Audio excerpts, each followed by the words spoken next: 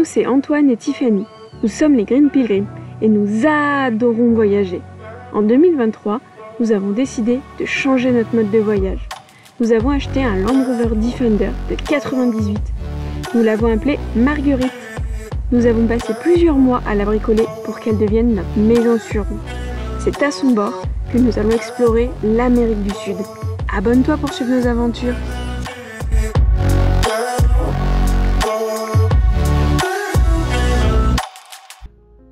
Voilà, on est devant une station essence et jusque-là, on n'avait jamais eu des files de voitures comme ça. D'habitude, c'est pour le diesel. Donc, c'est surtout les camions, les bus.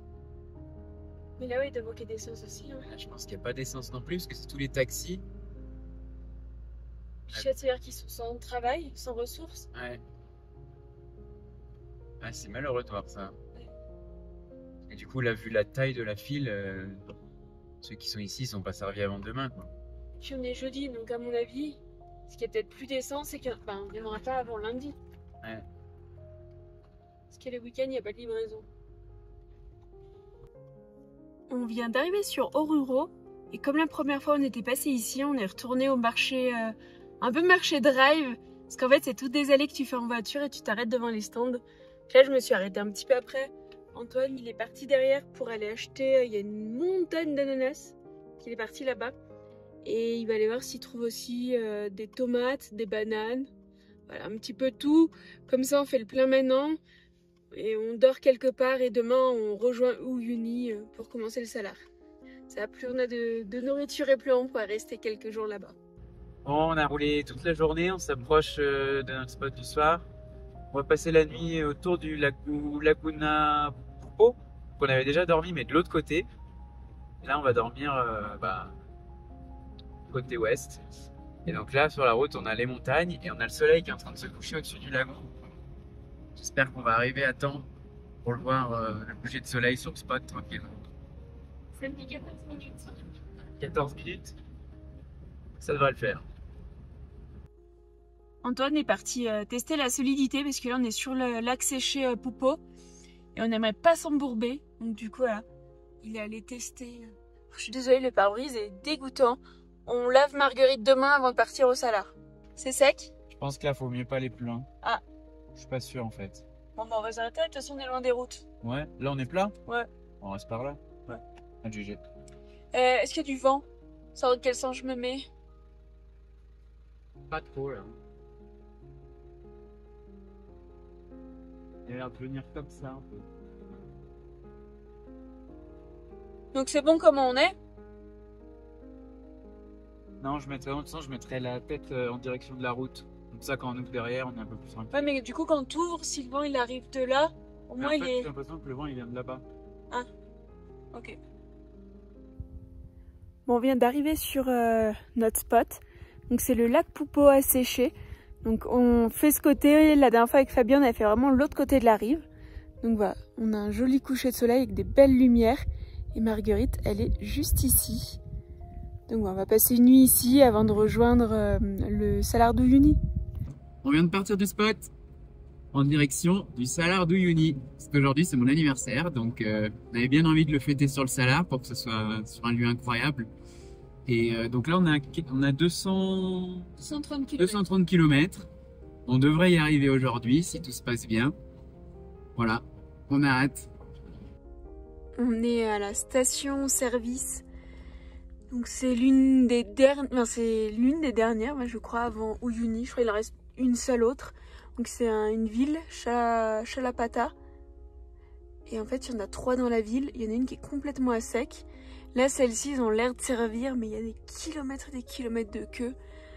Donc Antoine est parti voir déjà s'ils servaient les étrangers, parce que là, si on se met dans la queue et qu'ils servent même pas les étrangers, ce serait un peu con.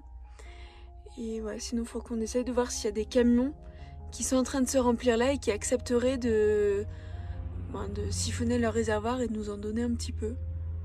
Donc voilà, on leur propose à chaque fois des prix plus chers pour qu'ils gagnent un petit peu, qu'ils aient intérêt à nous donner. Mais ouais, c'est assez compliqué et d'après ce qu'on a compris, l'État rationne de plus en plus et demande à chaque fois combien de kilomètres ils ont fait, à quoi ça sert. Et... Donc voilà, c'est quand même assez compliqué. Donc là, il y a une file de ce côté et il y en a toute une qui part de l'autre côté. Donc on pense que celle-ci, elle est plutôt pour l'essence. Et nous, c'est pour le diesel. Donc on va voir si on arrive à trouver ou pas. Je vois Antoine qui est en train de revenir par là. Je l'ai vu parler derrière le camion bleu. Donc je sais pas s'il parlait avec le pompiste ou avec le conducteur. On va voir. J'ai demandé si on pouvait remplir le jerrycan, il m'a dit non. Ah ouais? Il va falloir aller demander au camion, je pense. Est-ce qu'on se met dans la queue déjà et après on va demander au camion avec le jerrycan? Ouais. Bon, le camion juste là, le camion rouge, il a accepté plus ou moins de nous vendre 20 litres, de ce que j'ai compris, parce qu'il m'a dit chut, et il m'a dit après, plus loin. Donc on va le laisser faire le plein, puis on va le suivre, en espérant que j'ai bien compris. Faut aller jusqu'à chez lui. Parce qu'il est quand même bien de dire vraiment chut, c'est secret, faut aller beaucoup plus loin, parce qu'il veut pas que les autres camions le voient. Donc je sais pas, j'espère que j'ai bien compris. Voilà, on est en train de suivre le camion rouge, il nous a fait le signe de le suivre. Mais vu qu'il y a des camions dans toute la ville, je sais pas à quel point on va devoir s'éloigner. J'espère qu'on a vraiment bien compris, parce que si on le suit pour rien, qu'il s'arrête jamais, faut utiliser tout notre diesel pour le suivre. On va voir. Donc là, le camion, il est en train, on imagine, de rentrer chez lui. Et il y a Antoine qui va, je pense, rentrer pour aller acheter. On va voir combien il va nous vendre et à combien. Là, pour le coup, je pense qu'on accepte un peu tous les prix. Juste, on veut avoir, quoi. Le gars nous a fait rentrer chez lui. Donc là, on est dans sa cour. On voit, hop, là, il y a son camion. Il a un tracteur. Mais bon, il est parti. On sait pas trop pourquoi. Il proposait un prix à Antoine pratiquement 2 fois le prix international. Donc du coup, Antoine, il a dit, non, bah quand même, je vais même payer un peu plus. Mais là, c'est assez désavantageux pour nous. Eux, ils le payent 3 le litre. Là, ils nous demandaient à genre 15 le litre. Donc Antoine a dit, bon, 8 c'est le prix international à la limite, mais pas beaucoup plus, quoi. On va voir. On lui a proposé sinon de le payer en dollars, en disant ça peut être peut-être plus intéressant, mais il connaît pas le taux de change et là, il est parti. Je pense qu'il va revenir parce que de toute façon, on est chez lui, donc il va falloir qu'il nous ouvre. Bon, le gars vient de dire ok pour 8, donc ça fait prix international. Donc nous, ça nous va parce qu'on le prenne à lui ou à la station, c'est pareil. Juste, on a regardé parce qu'il y avait beaucoup de camions qui fumaient ultra blanc. On a regardé, lui, il fumait un tout petit peu. Il fumait sinon beaucoup noir. Donc ça nous allait mieux pour être sûr en fait qu'ils n'aient pas dilué avant le diesel qu'ils ont dans le réservoir avec de l'eau. Je pense que beaucoup le font parce que vu comme il y en a qui fumaient ultra blanc, je pense que il y en a beaucoup qui ont dilué. Vu qu'il n'y en a pas, en fait, il n'y a pas de diesel, donc les gens font comme ils peuvent pour rouler.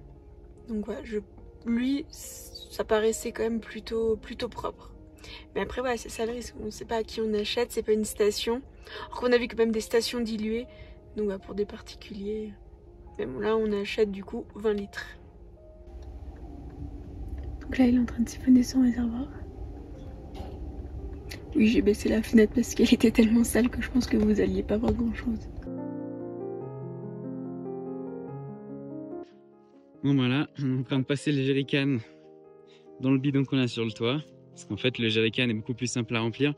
Eux on les a tellement attachés qu'on aimerait les utiliser qu'en dernier recours. Et donc ne pas les détacher quoi. Donc là on est au milieu de la ville. Enfin dans une rue où il n'y a pas grand monde. Et on va remplir le bidon. Bon, comme souvent en Bolivie, on arrive dans un village, il y a une fête. Ils sont très festifs dans le pays, il y a toujours une célébration de quelque chose. Et là, on voit tous les enfants, ils ont des grands drapeaux. Alors, j'arrive pas trop à voir ce que c'est comme drapeau, mais... c'est un drapeau de l'Italie. Ouais, ça doit être souvent, c'est le canton ou la région dans laquelle on est. Donc là, tous les enfants, ils sont tous habillés en blanc. On entend des tambours au loin. Bon, heureusement, là, on peut contourner parce que des fois, on est vraiment bloqué dedans. La station qui est juste en face, il y a une roue devant le camion rouge. Donc, ils ont plus de diesel. Donc, ils ont fermé la station. Donc, ils attendent qu'elle soit remplie. Sachant qu'on est vendredi, donc elle sera jamais remplie avant lundi. Donc là, ils sont partis, eux, pour 2 jours d'attente. nous dans la nôtre. On sait pas trop. Là j'avance un petit peu, on voit la lignée de camions là-bas. Mais bon, la station elle est encore loin. Il y a Antoine qui est parti à pied, je le vois plus. Donc ouais, on sait pas si on va réussir à voir quelque chose. Ça fait déjà 1h30 là qu'on attend. Donc ouais. C'est vraiment la galère. Hein. Ah, je vois Antoine qui revient tout doucement à pied. On va passer son anniversaire ici au lieu de le passer au Salar, j'ai l'impression quand même. Hein. Voilà toute la file. J'ai demandé peut-être à une dizaine de camions. Ils m'ont tous dit non. Soit ils en ont plus, soit ils refusent d'en vendre parce que je sais pas, je pense que c'est interdit. Et il y en a qui m'ont dit que ça faisait un jour et une nuit qu'ils attendaient là dans la file pour avoir du diesel. Donc bon, on peut comprendre qu'ils préfèrent le garder plutôt que de nous le vendre. Après, on leur rachète 3 fois moins le prix que le bail. Oui. Donc, ça leur permet d'en racheter plus, mais c'est vrai que oui, s'ils passent leur temps dans la queue. Ouais. Là, ils m'ont donné une place sur le village qui vend du diesel en bidon. Mais c'est très très cher, donc on va aller voir, essayer de négocier, voir ce que ça donne. Bon bah là on a pris la dame avec nous, on va aller chez elle parce qu'ils n'avaient pas assez de diesel sur place. Et on va lui prendre 60 litres. Donc voilà, là elle guide Tiffany jusqu'à chez elle. Et voilà.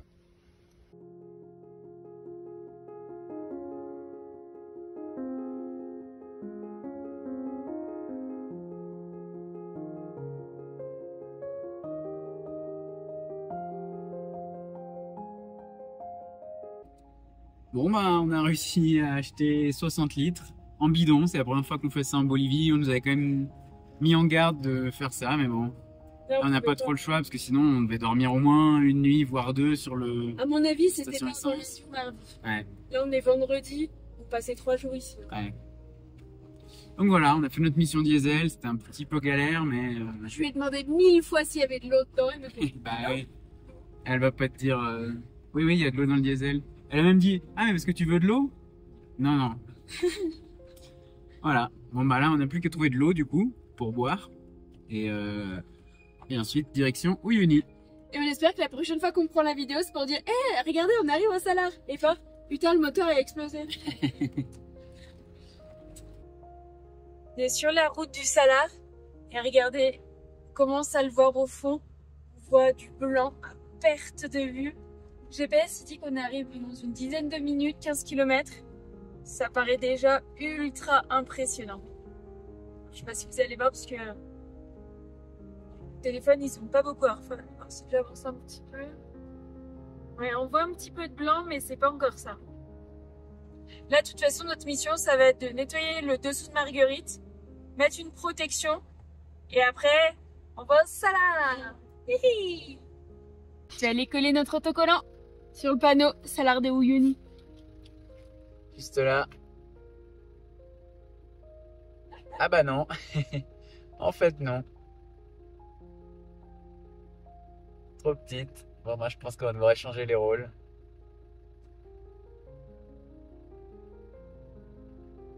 Ah bah voilà. On le voit un peu les bras.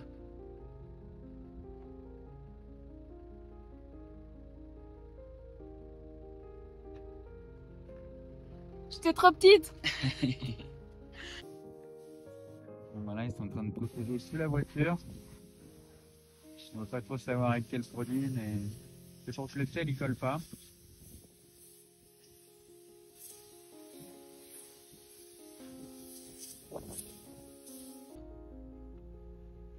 On sort du lavadero, donc ils ont pulvérisé une espèce de mélange de diesel et d'huile de vidange je crois, pour protéger un petit peu le châssis. Et après quand on ressort, il faut impérativement repasser pour tout nettoyer et surtout enlever tout le sel. Ah, c'est de la terre et des déchets, c'est pas très beau. On voit des gros camions qui reviennent. De ce qu'on a lu, ils récupèrent du coup le sel pour le vendre. Donc on voit à des moments ils font des petits tipis, enfin des grands tipis même, de sel. Et après ils chargent les camions et les camions après ils les emmènent. C'est pour ça qu'il y a autant de gros camions qui passent sur le Salar. Ils viennent pas eux pour s'amuser et visiter, c'est vraiment pour le taf. Ça y est, on est sur le Salar. C'est incroyable comme endroit. C'est tout blanc tout autour.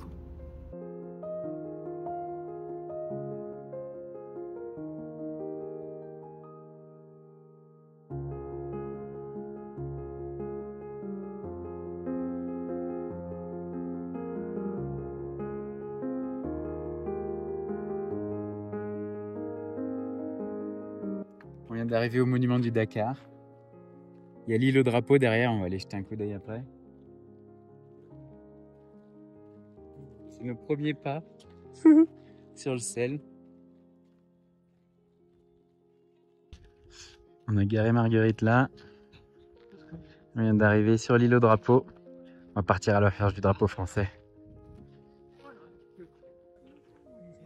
Ça y est, on a trouvé le drapeau français. Au milieu de tous les autres. On voit qu'il y en a qui sont beaucoup plus grands. L'Argentine derrière, il est immense. Là, il y a tous les drapeaux. Et Marguerite. Et là, c'est un hôtel de sel, mais je sais pas s'il est encore ouvert. Les murs sont faits en sel, c'est impressionnant. Ouais. Mais ils les mettent là. Avec des briques. C'est les briques qu'ils font avec le sel. C'est rigolo. Et il y a énormément de stickers, donc bien sûr, on va coller le nôtre. Hein. Je sais pas si on va trouver une place. On va bien trouver. On va aller voir à l'intérieur.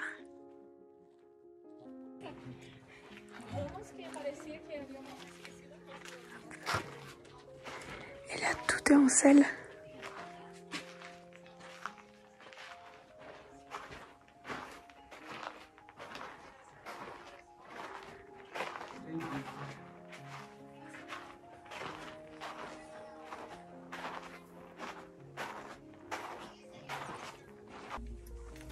Bon, voilà à quoi ressemblent les chambres de l'hôtel de sel. Ça c'est sommaire, mais Tout est en sel. tout est fait en sel en fait. Les lits, c'est des briques de sel de partout. Impressionnant. Bon, Antoine va coller notre stickers sur l'hôtel de sel. En fait, c'est que ça fait couleur sableux un peu à des moments.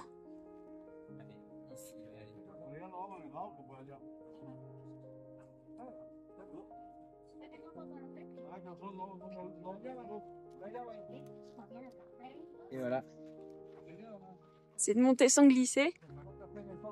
Nickel. Bon, à Marguerite avec en fond l'île au drapeau. Et derrière, c'est l'hôtel de sel. C'est parti. On roule, on sait pas trop en quelle direction. C'est pas encore, c'est l'aventure. On va essayer de se trouver un truc un petit peu plus loin de là où on était, parce que là il y a beaucoup de tours. Donc c'est vraiment les endroits très touristiques de Batia-el Dakar. Donc là on va se trouver un endroit où on va pouvoir passer la nuit. Bon. Je pense qu'on va rouler 15-20 minutes sur les pistes. Et on m'a dit qu'une fois qu'on est à peu près au centre, c'est moins risqué. Donc on va faire nos propres traces dans le sel. Après la dame du Lavadero, elle nous a bien dit. Là à cette époque-là, il n'a pas plu depuis au moins 3-4 mois, donc il n'y a pas de risque. Mais voilà, on va y aller doucement pour pas s'embourber dès le début. Donc là, on roule et en fait, à des moments, on voit des énormes trous. Et regardez, on peut descendre dedans. C'est quand même assez profond. Et après, il y a de l'eau. Vous voyez? Ici, c'est de l'eau. Et on voit, elle est transparente, mais elle descend quand même assez profond. Il y a du sel, il y a plusieurs couches. Est-ce que t'es content d'être là pour ton anniversaire? Grave. C'est incroyable comme endroit. Regarde tout autour. Il n'y a personne. Il n'y a que nous.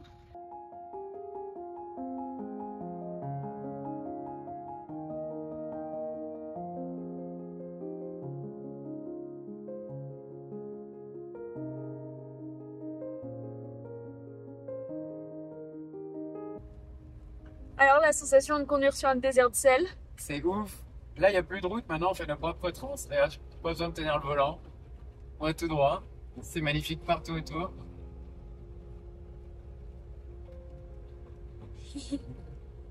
C'est Marguerite qui décide où elle veut aller. Allez, je tiens plus le volant. Bon, on est sorti un petit peu pour marcher. Et en fait, par terre, c'est ultra épais. Ça s'écrase à peine quand on marche. C'est impressionnant. Non, derrière Marguerite, ça écrase. Si, on voit ses marques derrière.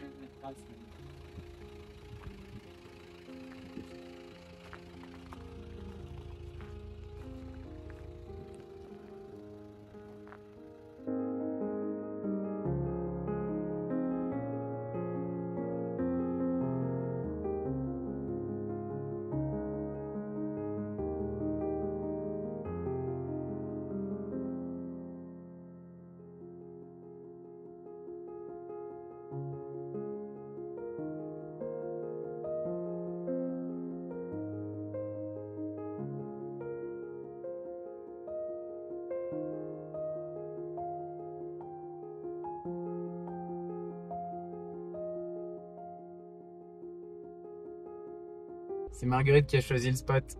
Je suis passé au point mort, j'ai tout lâché. Voilà. Et bah allez, on peut couper le moteur. Ce serait notre jardin pour ce soir. Alors, c'est à perte de vue.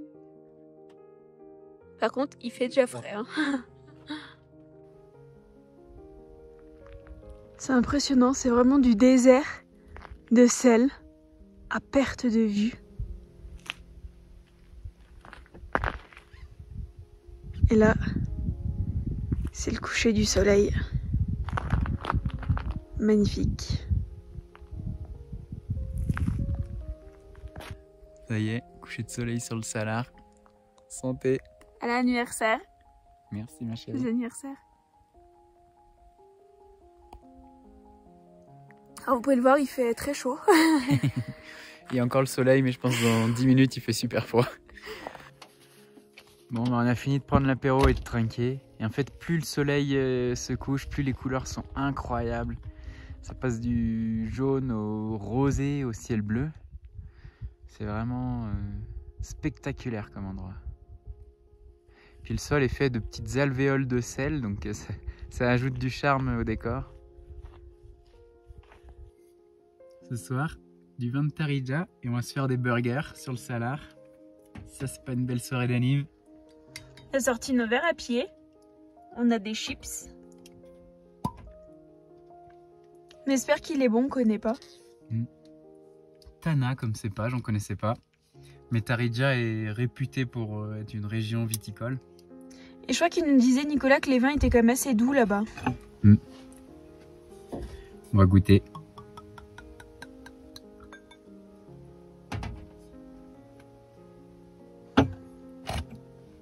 Ils sont bons en tout cas.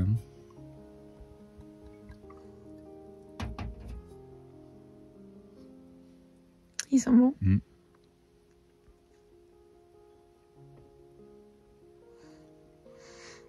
Très bon. Parfait. C'est l'heure de se trinquer. Le sel du Salar sur les steaks. On a ramassé directement par terre. Bon, pas là où on a roulé, bien sûr. Là où ça fait des petites buttes et on voit que personne n'a roulé depuis un moment. Après oui, de toute façon, vu comme c'est salé, je pense qu'il n'y a pas grand-chose qui résiste ici. Hein. Ouais. Il n'y a Regardez. aucune herbe, il n'y a rien qui pousse. Les burgers sont prêts, ils attendent plus que les steaks. On va se régaler. Si les burgers sont prêts. J'ai même, pour mon anniv, du fromage queso fiero. C'est un goût un peu de comté. 4 mois d'affinage. Je l'ai tranché en fines tranches. Il a cuit sur le steak. Ça faisait longtemps que j'avais pas mangé de bon fromage. Ça fait plaisir. Avec du bon vin rouge. De temps en temps, la France nous manque un peu, mais on arrive à s'adapter. Est-ce que comme repas d'anniversaire, ça te plaît? Parfait. Et encore, t'as pas vu le dessert. T'as même pas attendu que je chante. Allez, bah, chante. 1, 2, 3. Joyeux anniversaire. Joyeux anniversaire, Antoine. Joyeux anniversaire. Ouais.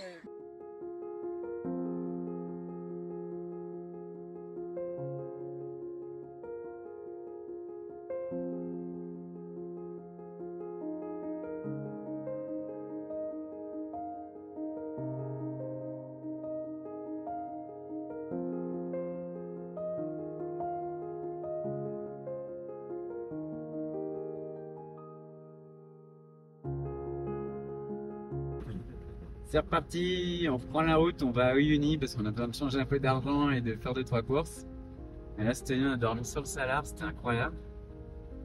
Regardez, Sveni fait ses propres traces à Uyuni.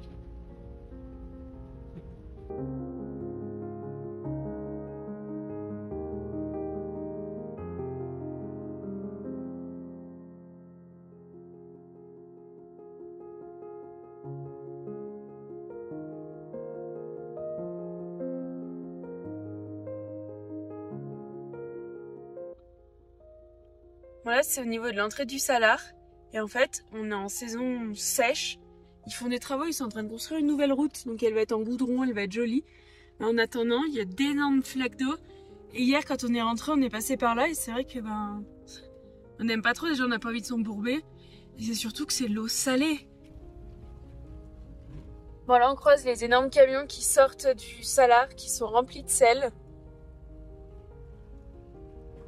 Pour choisir où on va manger à midi, hop, point mort. On laisse Marguerite décider et dès qu'elle s'arrête, c'est notre spot repas. On était à 80 km/h à peu près. Je pense qu'il faut une petite minute le temps qu'elle s'arrête. Ça nous permet de voir qu'elle tire un peu vers la droite quand même la direction.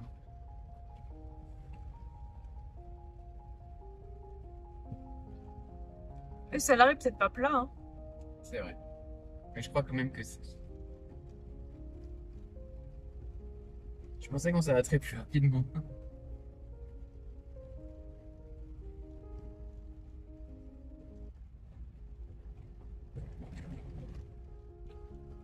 On n'a pas envie de s'arrêter, hein. Si la vidéo t'a plu, mets un pouce, abonne-toi si ce n'est pas déjà fait. Si tu as des questions, n'hésite pas à les poser en commentaire. À bientôt pour de nouvelles aventures sur les routes.